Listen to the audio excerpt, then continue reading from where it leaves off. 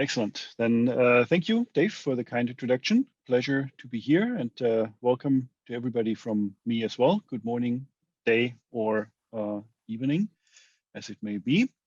I will talk a little bit about virtual screening technologies in Schrödinger's computational platform. And of course, the subtitle is Generating Novel Hits from Searching Large Chemical Spaces. And that already takes me to the basic intro, why we're all here. One thing, of course, is that purchasable or accessible chemical libraries keep increasing in space. The time of the million-sized company collection is of the past. Today, there are on-demand collections in the billion or higher range of molecules, and it's absolutely expected that these the number of or the size of the accessible libraries is going to increase tremendously more in the future. Things like the GDB whole enumeration of compounds, DNA-encoded library already point that way, and quite clearly from Christian's talk yesterday, we saw that the time of ultra-large libraries is already here in a lot of regards. So the question, of course, is, as computational chemists, what should we do with these big chemical spaces? Is it worthwhile to work on gigantic libraries? And just for the point of docking, I have brought here an excerpt from a very nice paper from Brian Shortcutt's group, who did a very large-scale brute force docking of 100 million compounds into a receptor, and their finding was that there are not really diminishing returns going to larger and larger libraries. Going to 10 million offers you 10 times as much interesting chemistry as 1 million. Going to 100 million offers you 10 times as much interesting chemistry. And I think Christian also had a very comparable slide in his presentation yesterday that quite clearly shows, as the library increases in size, so are the novel scaffolds, the diversity, the interesting compounds, if the library is set up right, and all those are increasing as well. So there seems to be clear value in searching these very big chemical spaces. Of course, we run into an issue, as we've seen with any linear scaling method. It might be possible to do brute force computations on 1 billion molecules, in some extreme cases, maybe on 10 billion molecules, but at some point, the number of compounds enumerated is going to outpace what we can do with them computationally. So we have to go either faster or smarter in searching these chemical spaces. And at that point, I'd like to take a very short step back and introduce something, maybe a conservation law of computational chemistry. I come from a physical chemistry background. We love our conservation laws. This one for computational chemistry says that if you plot methods or approaches on the two axes of what is their speed or throughput and what is their accuracy, there's always a trade-off, obviously. You have fast but inaccurate methods, and as you increase the accuracy, that usually goes hand in hand with lower throughput. Now, there is the upper right region here, where your method is super accurate and extremely fast. The you wish region, the cloud here does not stand for cloud computing, but is the kind of cloud castle that press releases live in. If we're really honest, the real world applications of atomistic modeling over the last couple of decades quite often have been in this lower realm here, where both accuracy and speed were not able to really make meaningful project impacts.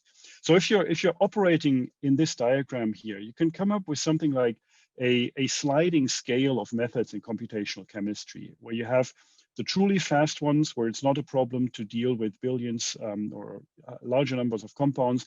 Rules of thumb: substructure searches, Lipinski rules, chemical filters, very quick, but very helpful. You can go a step further, consider the whole molecule in QSAR chemoinformatics approaches.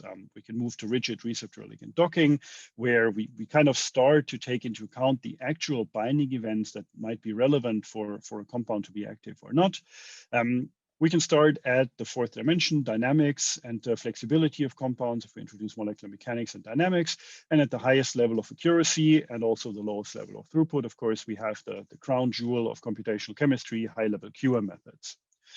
If we're talking about hit discovery, we usually work in the larger chemical spaces. So we really care about this area up here in the talk that I'm going to work. So we could zoom into this region a little bit and come up with a very similar scale of virtual screening methods. grouped by the same speed versus realism.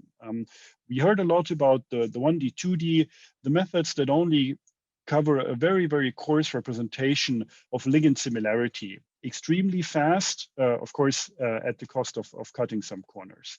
There are fast 3D shape comparisons that at least take the three-dimensional nature of molecules into account, but not all that much more. Pharmacophore models, again, that try to encode more chemistry and still a very approximate representation of a molecule. Again, ligand receptor docking, where we start to really think about what does the target structure look like, not only known ligands. And beyond that, there's a whole variety of ways that one can try with more computational effort to improve the quality of docking calculations. Now, the interesting thing is that this sliding scale, I could have written that down 10 or 20 years ago. It would have looked very, very similar, and probably the big players in each field would not have been all that different from today. So you could think that this is a kind of a boring area with a lot of standard applications, but that's, in my opinion, not really true. And I'm just showing a few of the technologies that have been introduced by Schrödinger in the last few years. And you see that both on the area of accuracy and scale of throughput, a lot of new technology is coming online. So, and of course, many others are working in this field very successfully as well. So the last few years have seen a very substantial improvement along this entire frontier of what is possible for virtual screening. And thankfully, that of course went hand in hand with the increase in library size. So these methods now also have relevant chemistry to operate on. So what the state of the art at Schrödinger is, let me just introduce what a typical, and one could almost say this is a default way that we would do an internal virtual screen for our own drug discovery projects. We start with aiming for about 1 billion compounds. So there's some kind of database or collection of databases in the 100 millions, billions, a little bit higher range. As you'll see in my talk, I don't concern myself all that much where these libraries come from. It is taken as a given that the chemical matter is there, it is available. Of course, many big names in that field are listed here. My numbers are probably quite outdated. I'm pretty sure pretty much all of these are at least double the size by now. The chemistry is there. So what do we do with it? How do we feed that to our virtual screening technology to, in the end, get something meaningful out of it? And something meaningful is a number of compounds that I'm confident enough that they are worth buying and that are few enough that I can actually afford to buy and test them. And then in between, going from billions to dozens of molecules, there's a whole lot of methodology, from quick property chemistry filters, narrowing down the range to whatever drug-like, however I define that in that context, I want my compounds to be. A screening funnel of an adjustable and configurable combination of technologies that I go into a little bit more detail, moving down or scanning through these large libraries to come up with a set of hits in each case. And these hits then finally have to be combined. Usually there's some diversity selection to be done. One can work on data fusion approaches to maybe bring in information from different screening technologies, until at the end, one collects a buy list that is small enough that actually a human being can look into that. Working on this extremely large scale, very, very large numbers of molecules down to a few that we really care about describing in an accurate way, is not all that easy. Doing this on the level of, let's say, command line driven file manipulation is quite error prone and impractical. So in our context, definitely for our internal screens, all that data lives in a proper enterprise informatics environment. This is just showing live design. Our chemically aware spreadsheet data analysis tool that can contain all these experimental results, chemical structures, references to them, computed properties, and anything else that a project team might need to share information and to collaboratively design and analyze molecules. I thought I'm not going to talk much about this here. It's not very scientific. This is just the underlying technology that makes working with such working this field possible or easier. I just thought I'd quickly show what it looks like to search a billion compounds these days. So here we have a screen capture of actually myself, and it's starting to run. second. A couple of molecules, had a look at the structures here. I did some analysis of their properties, maybe found one that I found interesting. So let's use it as a starting point, search for similar ones. I click on the compound and snap, you can see within a second, we have searched by fingerprints, a catalog of about 1 billion purchasable molecules by similarity and returned the top 50 results. Again, no 3D information here, but very nice and interactive. A quick look at what is out there in the purchasable or enumerated world, similar to the molecules that I looked at. Now, from this extremely fast and somewhat coarse approach, I want to go through a couple of other technologies that are very helpful in this realm here. Obviously, many of these come from different points, different positions in the overall drug discovery track, from early target validation all the way to lead optimization. But here we're going to focus on the ones that are actually useful in hit discovery. And the following is going to be ordered in approximately moving down that scale of high speed down to high accuracy. So let's start with the fast way, 3D shape screening. That could be a first step to narrow down the library that I have. It's a fairly simple GPU-enabled quick comparison just based on sphere overlaps. That's something a GPU does very well. Those spheres have flavors or types that correspond to specific chemical motifs, pharmacophore features, could also be element types or something similar. And these can screen based on a few template molecules quite quickly through hundreds of millions of compounds. This example, for example, took a few hours, 300 million compounds on a laptop. Yeah, not much high performance computing necessary here on a modern GPU. Now, of course, I just showed searching a billion molecules in 1 second. So why is doing the same thing in a few hours appealing? Well, if you're convinced that the 3D information of your compounds, not just the connectivity, but really the shape of the molecule is important, then you have to bite the bullet and take a method that really takes 3D information into account.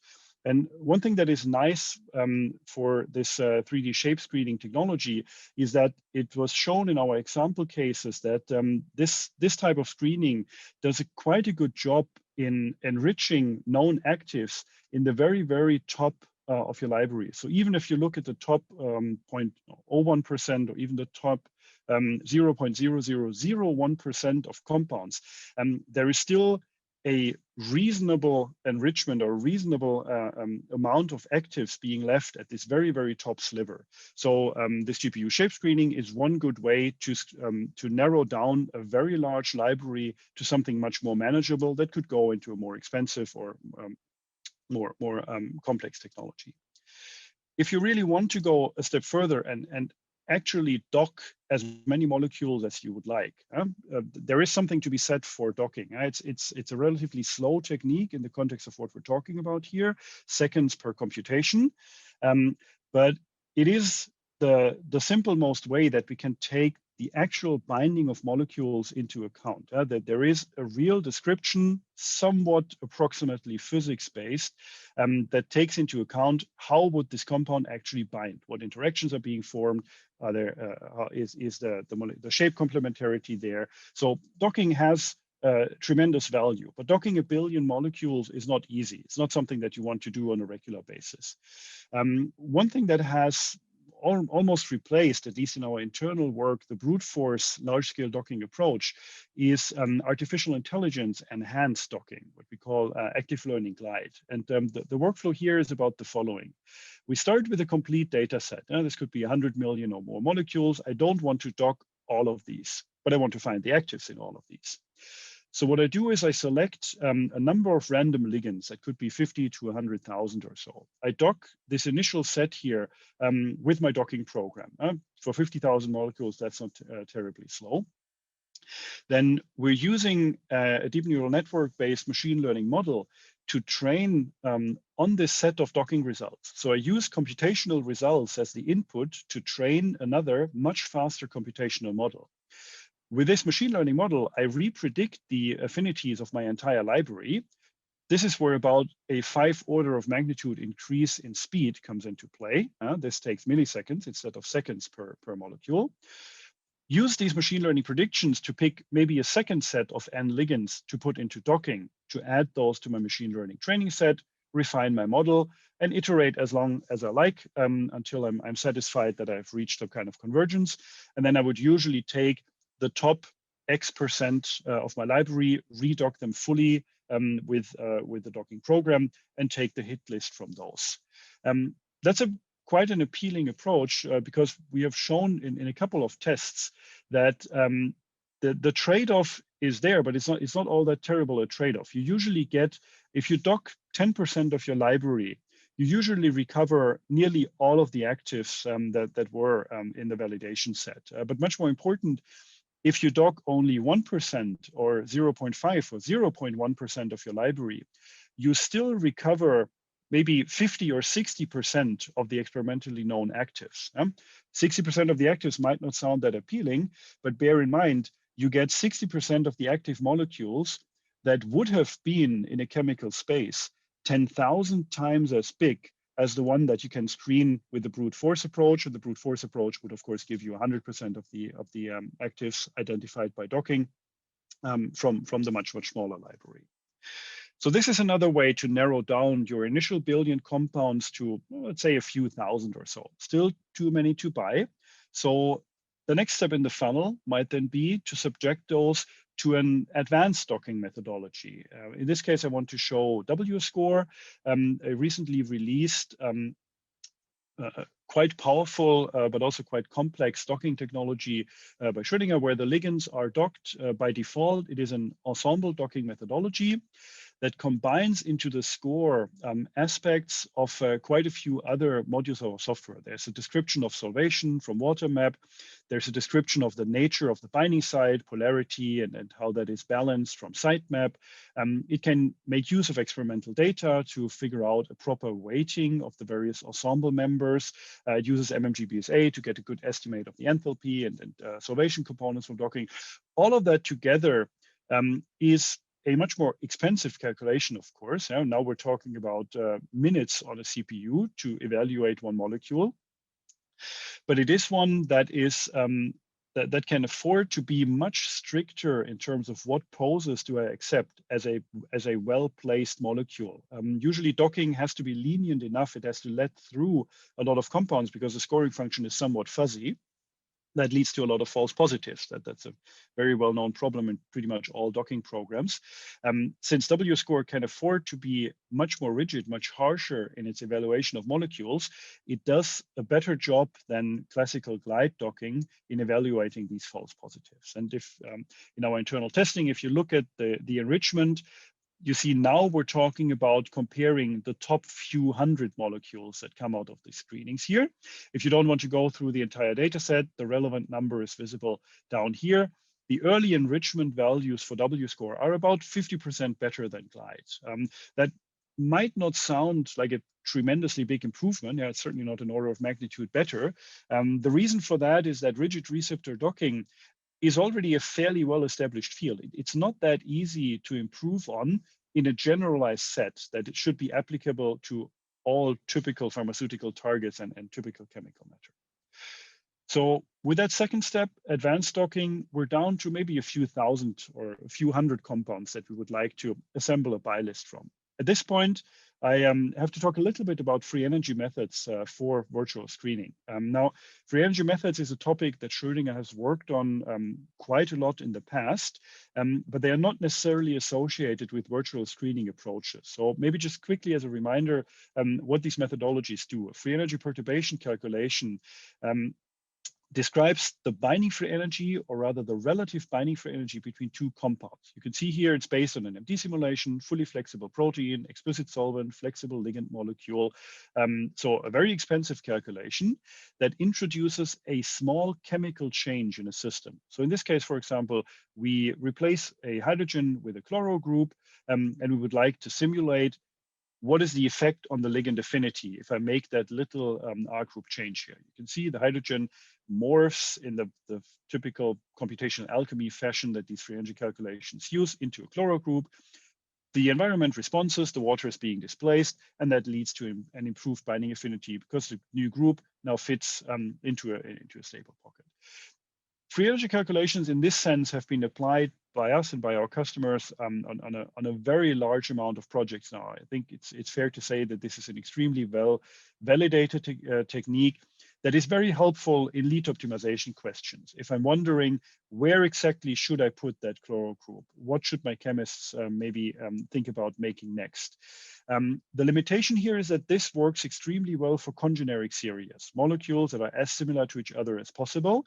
So not necessarily to find diverse hits in virtual screening, which is why we have expanded free energy calculations quite recently to produce absolute binding free energies.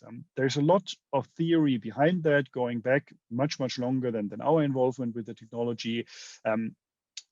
Maybe suffice to say that you need to properly validate that we're still getting the same answers out of our force field calculations. There's a little bit of extra noise added.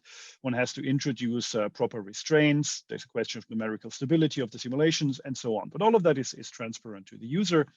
What these absolute binding free energy calculations now can do is rank diverse molecules binding to the same target. And that is an interesting application to refine hit lists from virtual screening. It's quite early days, but initial results look fairly promising so far. So here you can see a retrospective validation where we re-ranked a virtual screening buy list that was assembled in collaboration with Bill Jorgensen's lab. And you can see from the ROC characteristics here that re-ranking with our docking technology didn't really accomplish much. This is not something where docking performed well. Guide was not able to pick out the promising molecules from, I think, the top 100 or 200 that we re-ranked. In contrast, the red curve, the ABFEP, was able to pick about half of the true active, the really good molecules at the very, very start, with very good enrichment in the early part of the library. So you could have gotten away with only assembling maybe the top 10 or 20% of your hit list if you had re-ranked them with ABFEP at the start. That sounds quite appealing. A similar case we have here for finding, admittedly, somewhat weak binders in one of our internal discovery projects, where again, it was compared, where do the actives lie if you re-rank your top list with docking or with the red curve with FEP. And again, you can see that the absolute binding free energy prediction is able to enrich the really good molecules, the ones that you want to buy and test, earlier in your set. On average, we estimate that you should get an enrichment rate of about 2-fold better than what docking would give you. Consequently, that should allow you to be able to either find more hits or to reduce the size of buy lists, again, by about half. So now we went from really expensive calculations, really cheap calculations, to really expensive calculations, from billions of molecules down to adding that one atom at the right place where it belongs. And that is the scale that putting all this technology together operates on. So we could think about virtual screening in, let's say, modern times, in the times of billion-plus compound libraries, as a funnel composed by, for example, these steps here. We start with an active learning glide docking scoring of 1 billion compounds. We feed the top few thousand into a much more advanced docking methodology like W-score. We advance the top 500 or 1,000 to an absolute binding free energy FEP calculation. And from all of that down, we arrive at a 100 compound buy list that should be enriched in the truly valuable molecules that were in your chemical space here. Of course, to pick up something that Christian said yesterday, taken all together, this is of course still linearly scaling. We're limited by the slowest part of this funnel at any given step. So this will not scale to 1 trillion molecules. And if trillion molecule libraries become common, then additional steps, additional modifications have to be made here. But for now, when a lot of interest is in screening 100 million, billion, 10 billion libraries, this combination of technologies still serves quite well. And the nice thing, of course, is that if it all fits together, then this is not individual tools that do one thing, but it is a platform for virtual screening or a platform for molecular design. And in the Schrödinger platform is something where we consider 3 components to be truly essential for that to be broadly applicable. And that is, on the fast realm, the machine, the deep learning, the AI components that enable big chemical space exploration, ideation, being able to very quickly screen through large numbers of molecules. But these methods need something to train on, and this is where the physics-based modeling comes in, where you can quite accurately separate the good things from the noise, predicting properties of molecules, and then maybe feed that into training machine learning models to make them more accurate. And both methodologies are extremely data hungry. They generate and need lots and lots of input data, of structures, compute power. And this is why the entire system has to live in a properly set up enterprise informatics environment that allows a team to really effectively use all the technology that can so nicely be combined here. And that's also just some quick customer testimonials, not only what Schrödinger is doing internally, but this type of coupling together, customizing different approaches as needed for a specific project is something that our customers, of course, are also doing. Now, if I have a few more minutes, I would jump to a very brief look at something completely different, which is AI-enhanced recovery of DNA-encoded library hits. And I think this is a fitting topic to quickly show at the symposium, because this is something that we have done in collaboration with Wuxi. I probably don't have to introduce DNA-encoded libraries. We do combinatorial chemistry. A lot of molecules are being made. They are labeled with a barcode of DNA bases, which makes it possible to identify the molecules, even though they are all mixed together in one vial. We add some receptor to screen against, immobilize on some kind of bead, wash away the things that don't bind, and then use the, of course, highly sophisticated, highly advanced technology to amplify and identify these DNA tags to see, well, what's stuck to our receptor. It's an amazing technology. It's fascinating to me that you can hold 1 billion of identifiable, actionable single molecules all together in one box. But of course, any technology that operates at this level of sophistication will be somewhat noisy. And there's a study that shows, as the libraries increase, even for these DELs, where millions, hundreds of millions of molecules is not a problem to have in your vial, the enrichment factors are often not that high, and the noise, both false positives and false negatives, can be a problem in picking out the really good molecules out of this. Not to disparage the technology, it's absolutely fantastic. But the question is, could it be possible, since these screens do generate such a huge amount of data, is it possible that we can maybe come up with a way to select better compounds from all the data that such a screen generates? And we do that with machine learning by taking the screening data. And that means we need not just the hit list, but the raw screening data. What are the counts of all the various molecules in all the various conditions that the screen was being run?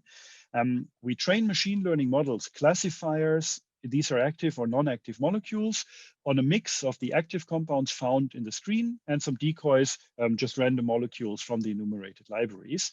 And we use that machine learning model to repredict what the various ligands look like from the viewpoint of the machine learning model. And additional filters can be added to search for candidates with better PhysChem properties. How these models are exactly assembled can be a somewhat complex task. I don't want to go into too much details here, but you have to come up with a proper weighting. The various conditions that the experiment is being conducted under have to be combined, maybe subtract the negative controls to get a properly knowledgeable model.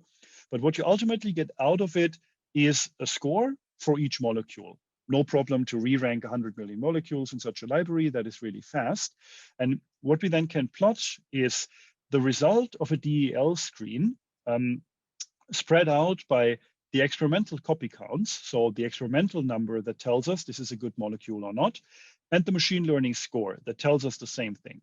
And you can see the majority of the library falls into this space here, where the compounds are neither experimentally nor by the machine learning model predicted to be active. As expected, most things do nothing.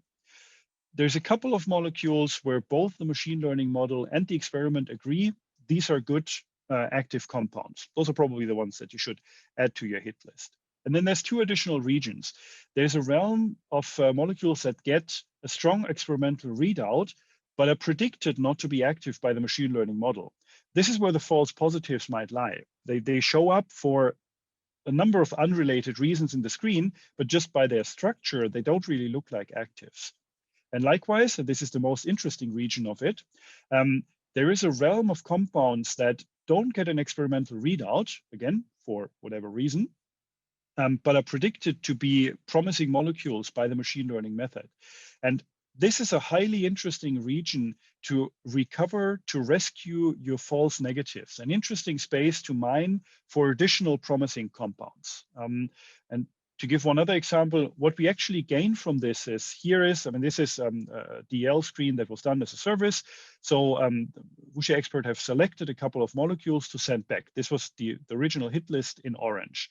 So you can see they already were quite good at picking compounds that had not only experimentally good readouts, but were also predicted to be truly likely actual true positives.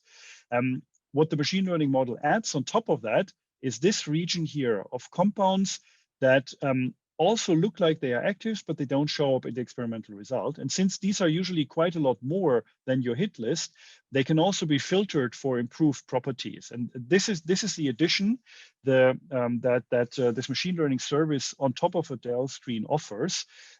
You get a larger amount of hits with improved properties. And that is, I think, a very nice application of how very advanced experimental and computational technology can work together to operate in this realm of large chemical spaces. And with that, thank you all very much for your attention. Sorry if I went a few minutes over time, but that was it. Thank you.